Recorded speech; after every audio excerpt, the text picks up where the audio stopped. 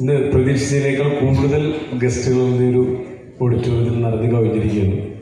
എനിക്ക് തോന്നുന്നത് ഒരു പകുതിയിലധികം പുതിയ ഗസ്റ്റുകളാണെന്നാണ് എൻ്റെ ഒരു കണക്കൂട്ടൽ. കുറച്ചധികം പേര് ബാക്കിലും ഇരിക്കുന്നുണ്ട്, പുതുതായിട്ട് വന്നിട്ടുള്ളവർ. ഒന്ന് എല്ലാ സീനിയർ ഓഫീസേഴ്സും പുതിയതായിട്ട് വന്ന ആളുകളൊന്ന് ഫ്രണ്ടിലേക്ക് ഒന്ന് കയറ്റിയിട്ട് കുറച്ചു സീനിയേഴ്സ് എല്ലാവരും പുറകോട്ട് പോയി. എനിക്ക് സംസാരിക്കാനുള്ള പുതിയ ആളുകളാണ്. പെട്ടെന്ന് 2 മിനിറ്റ് പെട്ടെന്ന്. അപ്പോൾ നേരത്തെ ഇൻവൈറ്റ് ചെയ്തപ്പോൾ സംസാരിക്കാൻ പോകുന്ന ആളുടെ പേരൊന്നും മിനിമം അറിഞ്ഞിരിക്കുന്നത് തെറ്റില്ലല്ലോ അല്ലേ?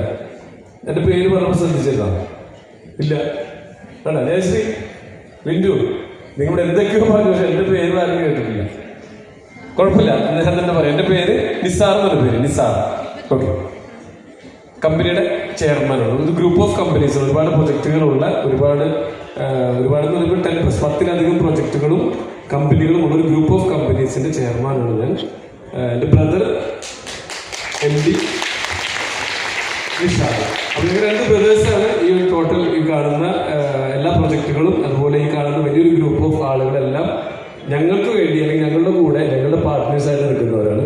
അപ്പോൾ നിങ്ങൾ ഇങ്ങോട്ട് ഇൻവൈറ്റ് ചെയ്തിട്ടുള്ളതും ഇവർ ഓരോരുത്തരും പാർട്ട്നേഴ്സ് ആയിട്ടുള്ള, നിങ്ങൾ ഇങ്ങോട്ട് ഇൻവൈറ്റ് ചെയ്തിട്ടുള്ള ഓരോ വ്യക്തികളും പാർട്ട്നേഴ്സ് ആയിട്ടുള്ള അല്ലെങ്കിൽ ഭാഗമായിട്ടുള്ള ആ ഒരു ബിസിനസ്, ആ ഒരു ഓപ്പർച്യൂണിറ്റി, അതിൽ എന്തെങ്കിലും നിങ്ങൾക്ക് ചെയ്യാനുണ്ടാവും എന്നുള്ളൊരു കണക്കൂട്ടൽ അവർക്കുണ്ടാവും.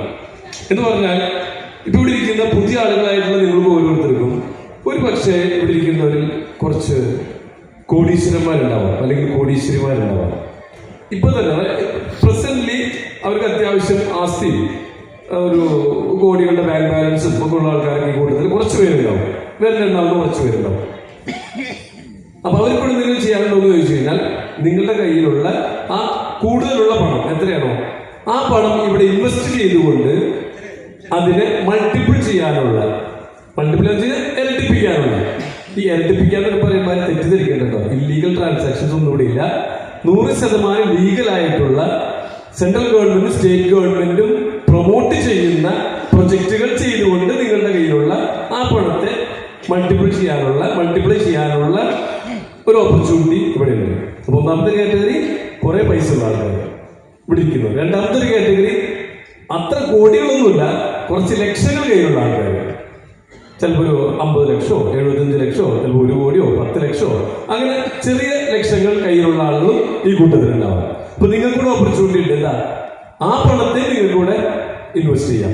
ഇൻവെസ്റ്റ് ചെയ്തുകൊണ്ട്